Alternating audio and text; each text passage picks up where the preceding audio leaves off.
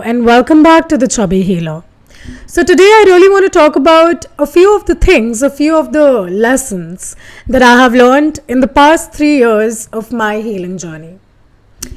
It has been 3 years, and as happy as that makes me, it also gives me a sense of calm and peace that, I stuck through. I did not give up. And that is something I'm gonna appreciate myself for. Take the space to appreciate myself because why not? I would love to shower myself with some love, with some appreciation, and be like, you know what? I did it. I deserve every bit of it. So why not? So, the first thing that I really want to talk about is we never, at least I never really learned in my life, in my 24 years of life, that it is okay to not do things that I don't like to do.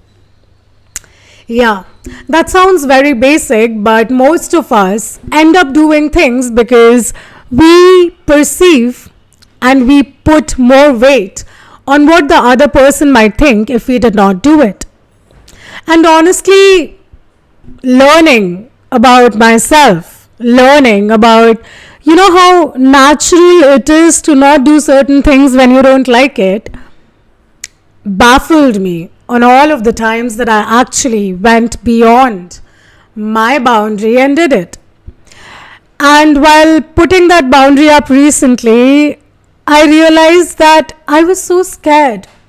I was so scared to tell this person that I really respect that, I'm not really comfortable doing this, therefore I won't do it. I was so scared to even voice what I was comfortable with and what I was not comfortable with. Why? Because I wanted validation. Back then, I desired attention. I desired love. And what I learned throughout my life was if I really want validation and attention and love, I have to do things a certain way, even if I'm uncomfortable with it. Because otherwise, nobody around me would approve of me. And as natural as it is for a society to run on common grounds and common rules, it is very difficult for an individual to fit into a society that does not provide space for expansion, provide space for growth, provide space for having your own opinion. Growing up in a society like that, it always comes back around that, I did it, but I don't really feel fulfilled. And this was really consistent with me. I used to do everything that people asked of me, even if I did not know how to. I would learn, I would go through videos, I would talk to others and learn the required skill, the required way, the required rules. And after doing all of that, once I would be done with the task, once I would be done with the certain act that the other person expected of me, I would really feel hollow and I would really be unsatisfied. The satisfaction was never there.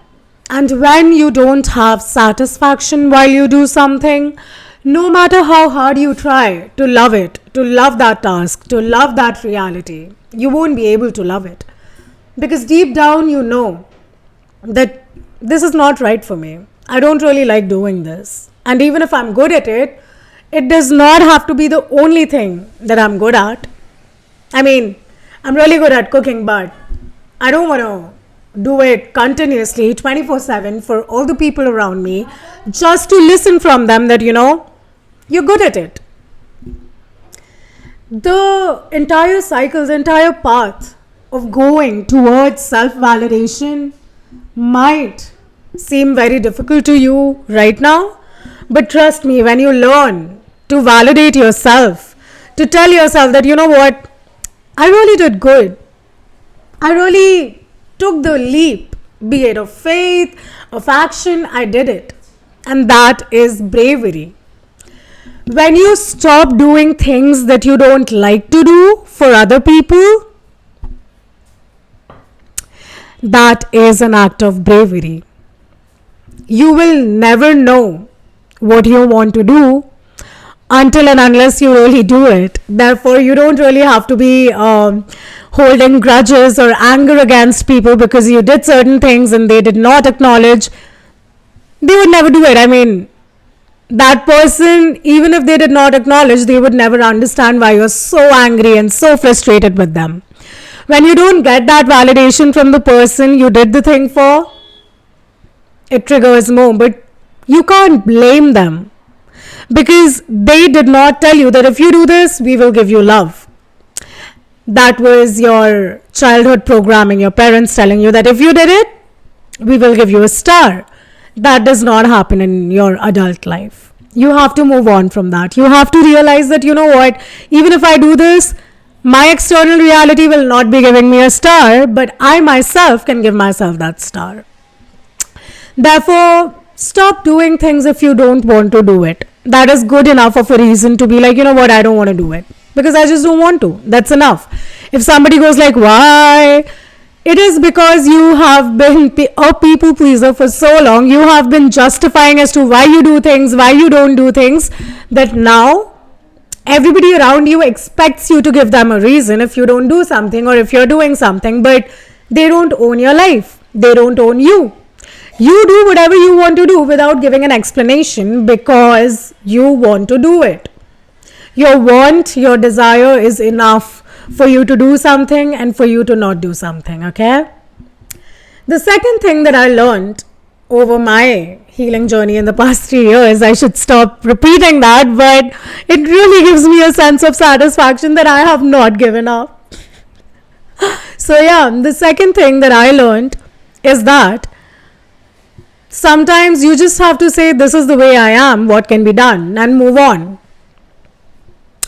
You don't always have to have that critical voice in your head, in your mind, that you know what you did was not good enough. And even if you did something that was not good enough, you don't have to criticize yourself. The people around you, they literally are existing out there to show you either how amazing you are or how flawed you are.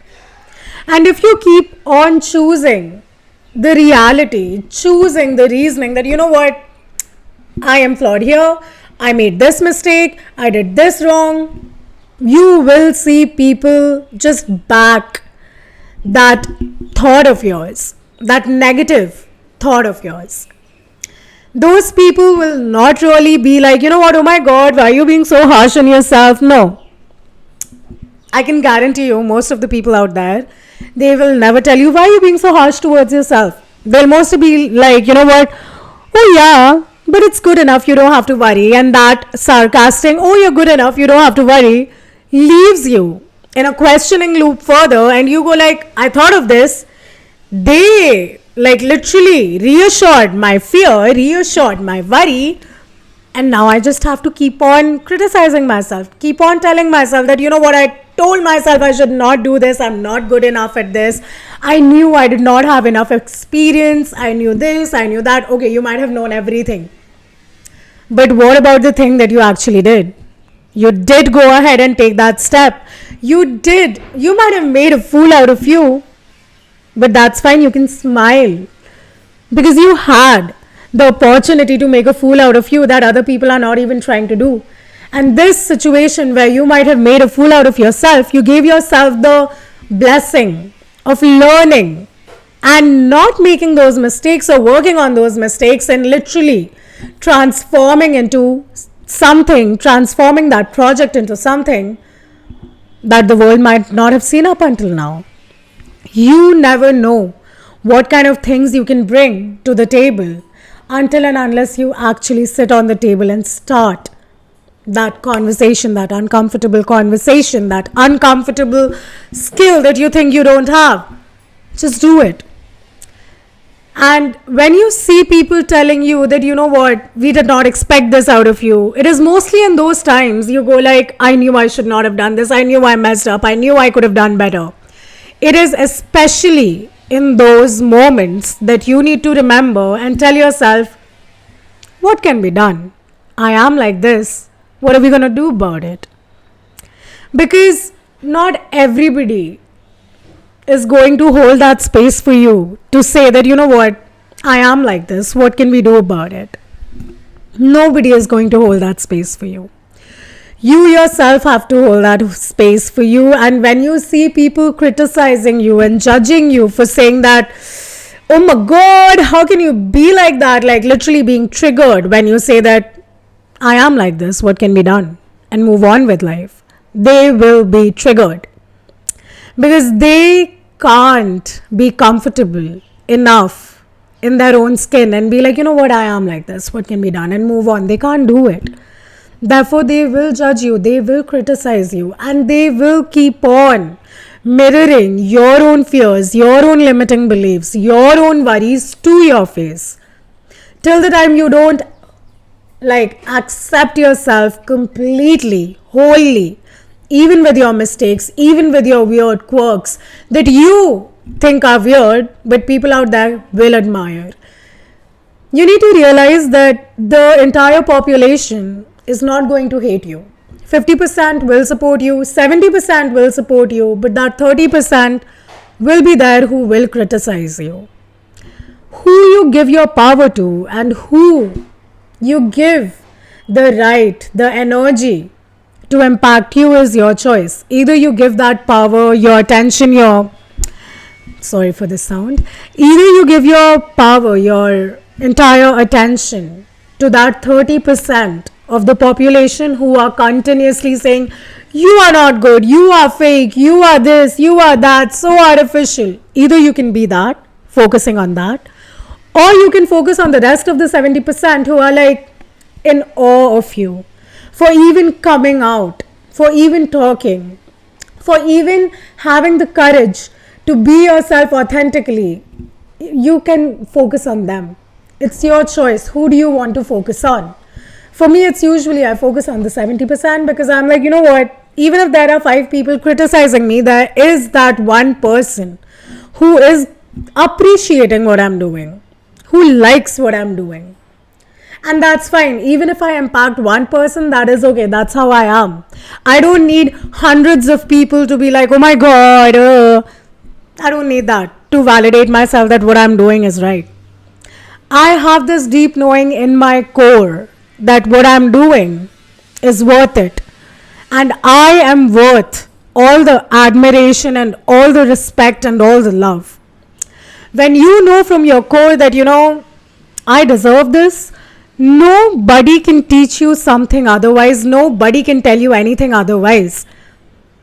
And when you see somebody going like, oh, you were not like this, you have changed so much, we expected you to do this, or like, we never thought you would go like that, you can just be like, what can be done? I am like this now, and that's it, and move on with your life, with your time, with your energy. You cannot change narratives of other people until and unless they really want to change that narrative. What you can do is change your own narrative, your own brain wirings, your own beliefs in your own... Sorry, I had to cut out there. What you can do is just believe in yourself. Until and unless you believe in yourself, you cannot really be like, I am like this, what can be done? And this usually happens because of your childhood, because when you were yourself authentically, everybody around you, be it your society, be it your caretakers, be it your caregivers, your parents, anybody, whosoever you grew up with, they always criticized you that if you're like this, the society is not going to accept you. If you're like this, you're going to have a really hard time. If you do that, nobody will like you. I mean, that's okay. Now you are an adult and you can actually make your own story, write your own life, write your own, do everything with your own life in your own way. Nobody else is going to tell you that if you do this, they're going to do that. Why do you care if you do something, what others are going to think about it? I agree that ever since our childhood, we have been told that and we really get impacted by that. But if we really keep on thinking about, when I do this, this is what the other person is going to react, or this is what the society is going to react with, we will never be living a fulfilling life. We will never really do anything that we really want to do, because our authentic self has been punished, has been shouted at, has been completely denied by the people we looked up to, we respected, But that's okay. When you know that you, yourself, being yourself, is the only peace and calm that you really desire, no matter what other people out there think, it will not impact you, not even for 1 second. And yeah, like, you just have to say that, you know what, I'm going to move on with my life because I know who I am, I love who I am, I completely admire who I am, and I completely respect who I am. So, whatever I do, if you don't like it, you can definitely leave because I don't have an attachment with you. Right? But if you're not leaving and if you're staying, stay here with the good energy, stay here with the uplifting energy, being the cheerleader, or at least being accepting. Create that space, and if not, then please, the door is right there, you can leave. It is very difficult to do. I know it is easier said than done, but that's the way that I found for myself, and I really hope that you find yourself a way too. And let me give this disclaimer that I am not trying to pit you against anybody. I'm not trying to pit you against being in a community or being in a society. But choosing which community, which society you really want to belong to is your choice.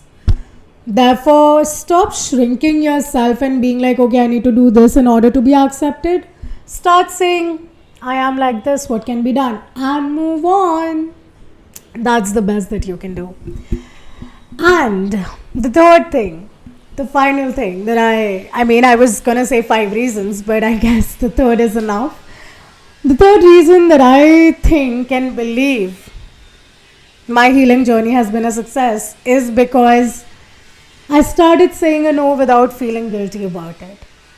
I started saying a no, and why I'm putting it at the last is because the first 2 points literally make you, like, push you towards saying a no with ease and comfort. Because once you know yourself, once you know what you like to do, once you stop doing things that you don't like to do, saying no is easier. Because now you know what you like to do and what you don't like to do. Therefore, saying a no to a person becomes logical in your head, but is still not easier for your heart. Because your heart still loves and cares for the people. Therefore, when you say a no, that subconscious mind of yours, it's going to give all of your fears, all of your worries, that ego of yours, it will try to safeguard you from actually changing. It will give you every reason to not say a no. It will, you know what it used to happen with me? I used to lose my voice. Like, I could not say a no. Even if I wanted to say a no, I would just sit quietly. I would not make eye contact. I would keep looking forward, like if we are in a car or something, and I would just be like, quiet, like nothing to say, nothing to do, no. And that does not mean a no. That never meant a no. I'm sorry. The person that, like, is with you in that situation, when they see that you're not responding, you're just like numb and don't know what to do, they take it as a yes. I don't know what's happening, but yeah, when you don't know how to say a no, everybody around you will take whatever action you do as a yes. Voicing your no is very important. When you say a no and the person with you or the group that you're in, when they go like, did you just say a no? Is that you? Oh, you're just joking. Oh, that, like, that makes me want you to do this more. Or like, you always did this, what happened? You don't have to answer all of that. You really don't have to answer all of that. Just say, I said a no. And that means a no. A no means a no. Be it for plans, be it for outings, be it to meet somebody, be it to even like get into intercourse. If I said a no, that's a no. That's it. I don't have to justify my no as to why I said a no. I said a no because I don't want to do it, and that is justification enough. Trust me, it is enough. And when you have people around you who want you to give reasons, They want you to keep in, they want to keep you in your people pleasing era because it was convenient for them. Just imagine if you have somebody who never says a no, how convenient your life becomes, right? Therefore, when you start saying a no, it makes people uncomfortable because you're bringing inconvenience into their life. But that is not your responsibility. Your responsibility is to not bring inconvenience in your own life.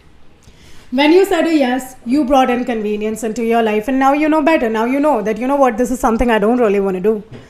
Therefore, build that confidence within yourself. And even if you think that confidence has nothing to do with saying a no, I feel like having the strength within yourself to believe in yourself and to know that no matter where you are, no matter in which situation you are, you know you're going to get out of it. You know you have the means to get out of it.